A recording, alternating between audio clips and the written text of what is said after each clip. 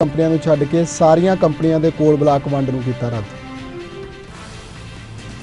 ਪੰਜਾਬ ਵਿੱਚ ਗਊ ਹੱਤਿਆਵਾਂ ਤੋਂ ਨਿਰਾਸ਼ ਹਿੰਦੂ ਜਥੇਬੰਦੀਆਂ ਨੇ ਕੱਲ ਰੇਲਾਂ ਰੋਕ ਕੇ ਕੀਤਾ ਰੋਸ ਪ੍ਰਦਰਸ਼ਨ। ਕਿਹਾ ਮਾਮਲੇ ਨੂੰ ਗੰਭੀਰਤਾ ਨਾਲ ਲਵੇ ਪੰਜਾਬ ਸਰਕਾਰ। ਲੁਧਿਆਣਾ ਪੁਲਿਸ ਨੇ ਪਸ਼ੂ ਖੁਰਾਕ ਬਣਾਉਣ ਵਾਲੀ ਇੱਕ ਕੰਪਨੀ ਦੇ 5 ਅਧਿਕਾਰੀਆਂ ਨੂੰ ਕੀਤਾ ਗ੍ਰਿਫਤਾਰ। ਖੁਰਾਕ ਬਣਾਉਣ ਵਿੱਚ ਘਪਲਾ ਕਰਨ ਦੇ ਲੱਗੇ ਦੋਸ਼।